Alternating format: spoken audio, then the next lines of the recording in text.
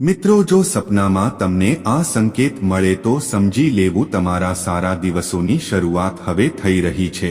જો તમે પણ તમારા સપનામાં દેવી દેવતાઓ જોતા હોવ તો આ વિડિયો ફક્ત તમારા માટે જ છે। સપનામાં દેવી દેવતાઓ જોવાનો અર્થ શું છે? સપના જોવા એ એક સામાન્ય બાબત છે। આપણે બધા ઘણીવાર ઊંઘમાં સપના જોતા હોઈએ છીએ। સપના વર્તમાન અને ભવિષ્ય વિશે માહિતી આપે છે અને તેની સાથે જોડાયેલી શક્યતાઓ વિશે જણાવે છે। કેટલાક સપના એવા હોય છે કે જેને આપણે સવાર સુધી યાદ રાખીએ છીએ અને કેટલાક એવા હોય છે કે તે ભૂલી જવાય છે। ચાલો તમને તેના વિશે જણાવીશું। એવા સપના જેમાં કોઈ દેવી દેવતા જોવા મળે તો તેનું પરિણામ શું આવે છે અને તે શું સંકેત આપે છે? સનાતન ધર્મમાં 33 કોટી દેવી દેવતાઓ છે, તેથી દરેક સપના વિશે આ નાનકડા વિડીયોમાં કહી શકાશે નહીં, તો અમે અમુક મુખ્ય દેવતાઓ વિશે ચોક્કસ જણાવીશું। નંબર 1, સપનામાં દેવી દુર્ગાને સ્વપ્નમાં જોવું ખૂબ જ શુભ માનવામાં આવે છે।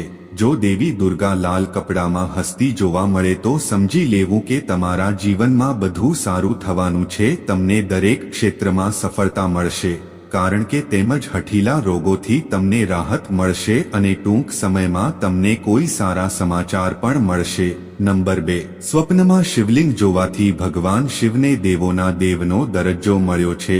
જો તમે તમારા સપનામાં શિવલિંગ જુઓ છો તો તે શુભ માનવામાં આવે છે। એનો અર્થ એ છે કે તમને તમારા બધા શત્રુઓથી મુક્તિ મળશે અને તેઓના અશુભ ઈરાદાઓ સફળ થશે નહીં। તમને બધી મુશ્કેલીઓમાંથી મુક્તિ મળશે અને તમારી પ્રગતિનો સમય શરૂ થવાનો છે।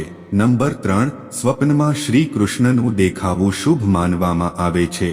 તેનો અર્થ એ છે કે તમારા જીવનમાં કોઈ એવું આવવાનું છે જે તમને સારી રીતે સમજશે અને તમારી સમસ્યાઓમાં હંમેશા તમારી સાથે રહેશે। સામાન્ય રીતે એવું માનવામાં આવે છે તેનાથી રાજયોગ પણ બને છે અને તમે જે ક્ષેત્રમાં કામ કરશો તે ક્ષેત્રમાં તમને ચોક્કસ સફળતા મળશે। જો તમે કોઈ સમસ્યામાં અટવાયેલા છો તો તે બધા જલ્દી ખતમ થવાના છે અને તમને રાહત મળશે। સાથે જ તમારી પ્રગતિનો માર્ગ ખુલશે અને તમારી માતાપિતા સાથેના સંબંધો મધુર બનશે। નંબર 4, જો તમે તમારા સપનામાં ભગવાન ગણેશના દર્શન કર્યા છે તો તમને બધી પરેશાનીઓમાંથી મુક્તિ મળવાની છે। તમારા જીવનમાં બધું જ શુભ થવાનું છે। આ ઘરમાં સુખ શાંતિ, અટકેલા કામ પૂરા થવા, ધન, કીર્તિ અને સન્માનની નિશાની માનવામાં આવે છે। આ સિવાય આ સ્વપ્નનો અર્થ એવો પણ થાય છે કે તમારા ઘરમાં કોઈ શુભ ઘટના બનવા જઈ રહી છે। સ્વપ્નમાં હનુમાનજીને જોવા, જો તમે રામભક્ત હનુમાનજીને સ્વપ્નમાં જુઓ તો તે ખૂબ જ શુભ માનવામાં આવે છે। જો કે હનુમાનજીના અલગ અલગ અર્થઘટન છે, વિવિધ સ્વરૂપ આપે છે અલગ અલગ પરિણામો। જેમ કે જો તમે તમારા સપનામાં વિશાલ હનુમાનજીના દર્શન કરો છો તો તેનો અર્થ એ છે કે તમે તમારા શત્રુઓથી જલ્દી છુટકારો મેળવશો। જેમાં તમે હનુમાનજીનું મંદિર જોયું છે તો તેનો અર્થ એ છે કે તમારી ઈચ્છા જલ્દી પૂરી થવા જઈ રહી છે। જો હનુમાનજી સૂતા જોવા મળે છે તો તેનો અર્થ છે કે તમને સ્વાસ્થ્યની કૃપા પ્રાપ્ત થઈ છે। જો હનુમાનજી હસતા જોવા મળશે તો ભવિષ્યમાં તમારા જીવનમાં બધું જ શુભ થશે। જો તમે હનુમાનજીને ઉડતા જોયા હશે તો તમે જે ક્ષેત્રમાં કામ કરી રહ્યા છો તો તેનું કદ વધવાનું છે અને તમને બહુ જલ્દી નવી સિદ્ધિઓ પ્રાપ્ત થશે। જો તમે તમારા સપનાના સૃષ્ટિના નિયંત્રક ભગવાન વિષ્ણુને જુઓ છો એનો અર્થ એ છે કે તમારું ભાગ્ય ઉદય થવાનું છે, સાથે જ તમારી બધી પરેશાનીઓ દૂર થવા જઈ રહી છે અને તમને પુષ્કળ ધન સંપત્તિનું આશીર્વાદ મળશે। નંબર 7, જો તમે સ્વપ્નમાં મહાલક્ષ્મીના દર્શન કરો છો તો તેનો અર્થ એ છે કે તમને જલ્દી ધનલાભ થશે। તમે નોકરી અને વ્યવસાયમાં પ્રગતિ કરશો અને તમને અટકેલા પૈસા જલ્દી મળશે, કારણ કે દેવી લક્ષ્મી સુખ અને સમૃદ્ધિની પ્રતીક માનવામાં આવે છે। આ સાથે તમારું મન સર્જનાત્મક પ્રવૃત્તિઓમાં લાગેલું રહેશે।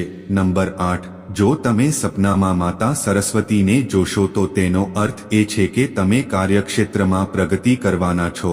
શિક્ષણ, તમારા દ્વારા કરવામાં આવેલા પ્રયત્નોમાં તમને સફળતા મળશે અને તમને માનસિક શાંતિ પણ મળશે।